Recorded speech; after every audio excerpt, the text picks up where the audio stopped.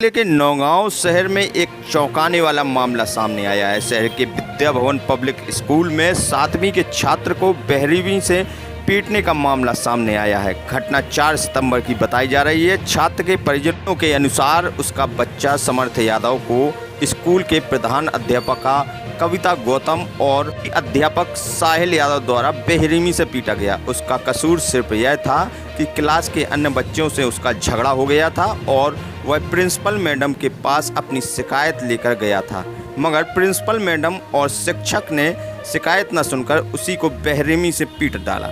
इतनी बर्बरतापूर्ण थी कि छात्र के पीठ पर निशान साफ देखे जा सकते हैं। छात्र इतना डर गया कि विगत 4 तारीख से वह स्कूल जाने से मना कर रहा है। पहले अभिभावकों ने बात को गंभीरता से नहीं लिया, मगर जब छात्र ने अपनी आपबीती बताई और अपनी शर्ट उतारी तो अभिभावक को नहीं गया। उन्होंने तुरंत एक शिकायती आवेदन तैयार किया और थाने दे आए। जब इस बारे में स्कूल प्रिंसिपल कविता गौतम से संपर्क किया गया तो इस पूरे मामले में प्रिंसिपल मैडम ने अपना पल्ला झाड़ते हुए बताया कि ऐसा स्कूल में कुछ भी नहीं हुआ है। तो बेटा तुम्हारा? हमारा नाम समर्थ यादव है।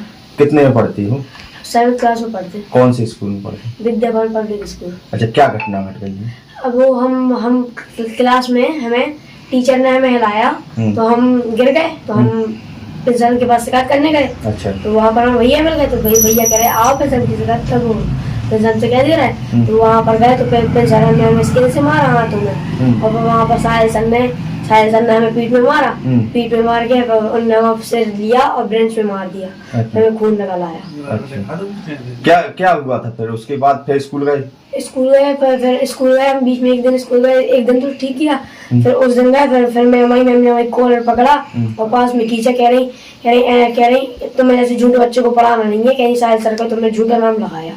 कह रही जे तुम इनको जानते हो जे कौन है, जे तुम्हें इतनी बुरी पनिशमेंट देंगे कि तुम कभी उठ नहीं पाओगे। हम किसी से डरते ना।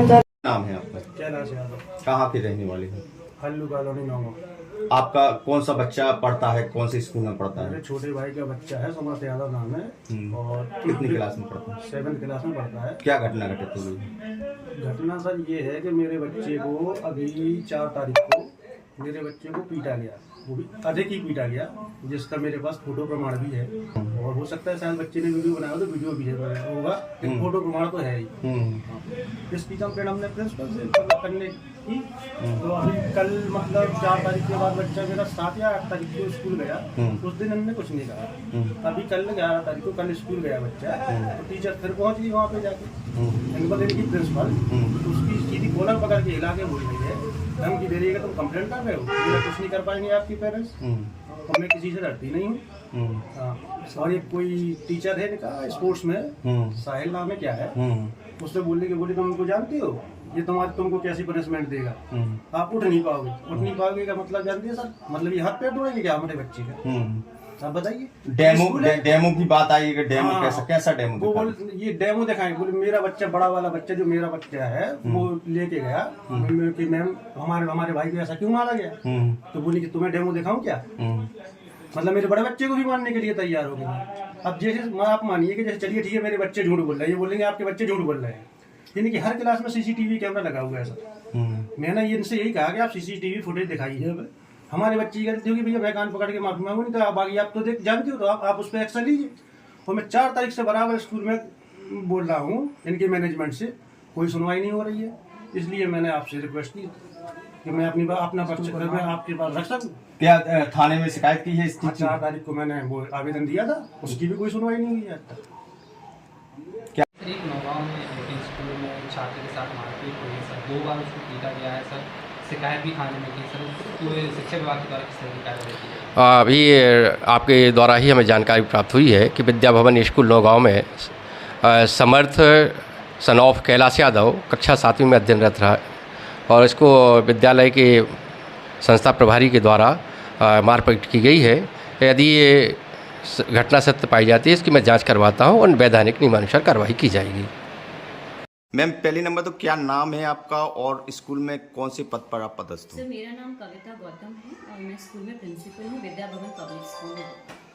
जी, आपके ऊपर कई आरोप लगाए गए हैं। एक यादव जी हैं, उनके बच्चे को पीटने का आरोप लगाया गया है, क्या पूरी घटना है? सर देखिए, आरोप को तो मैं पूरे तरीके से खारिज करूंगी, इसलिए क्योंकि वो आरोप ही झूठा है। बच्चे ने कहा उसे मारा गया।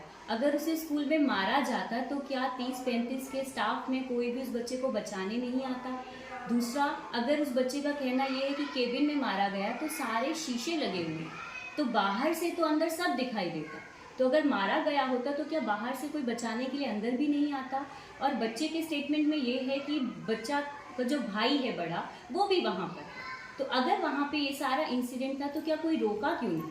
दूसरा चीज़, मैंने फ़ोटो में ये देखा कि जो फ़ोटो दिखाई गई कि बच्चे को बहुत पीठ पे मारने के निशान हैं।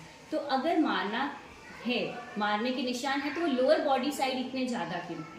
क्योंकि जिस पोर्शन में बच्चा बेल्ट पहनता है उस पोर्शन पे भी है। और अगर सोचा जाए बच्चे को मारेंगे, वहाँ बेल्ट है, अगर लकड़ी से भी मारेंगे तो बेल्ट के होते हुए निशान अंदर तक कैसे जा सकते हैं? और सेम निशान और किसी लकड़ी से मारे हुए निशान है जो हमारे पूरे कैंपस में कोई भी टीचर यूज़ नहीं करता है, क्योंकि स्कूल में अलाउ ही नहीं है उस चीज़ के लिए। तो कैसे निशान है? दूसरा चीज़, उस बच्चे का एक फ़ोटो मैंने ये भी देखा कि उसके मुंह से ब्लड आ रहा था, दांत के मसूड़ों से ब्लड आ रहा था। तो सर, जब उस बच्चे को, ये इंसिडेंट पूरा 6th पीरियड में होता है, बच्चा घर जाता है, अगर मुंह से ब्लड निकलता, वो ऐसा ब्लड है कि रुक सकता था। अगर हमें बाहरी चोट कहीं लगती है तो वो खून नहीं रुकता है, उसको रोकते हैं, लेकिन मुंह का ब्लड था। तो अगर बच्चे का ब्लड निकल रहा था वहाँ से तो क्या किसी ने देखा नहीं? इतने बच्चे स्कूल में पढ़ते हैं, छुट्टी के time drivers, helpers, made, teachers सब उस बच्चे के साथ घर पे गए हैं। बच्चा हंसते हुए टीचर्स के साथ बस में बैठ के घर गया है, तो उस बच्चे के फिर ब्लड कैसे आया? क्योंकि मुंह का ब्लड तो बोलते बोलते ही रुक जाता है, तो वो रुक जाना चाहिए था। तो अगर ये चीज़ कहना है तो ये तो पूरे तरीके से एक तरीके से झूठा इल्ज़ाम लगाना हुआ, जिसमें कोई बात ही नहीं है।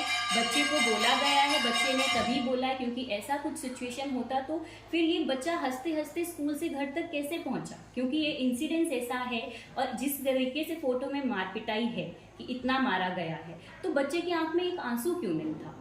बच्चा रोया क्यों नहीं? बच्चा चिल्लाया क्यों नहीं? उसने अपना बचाव क्यों नहीं किया?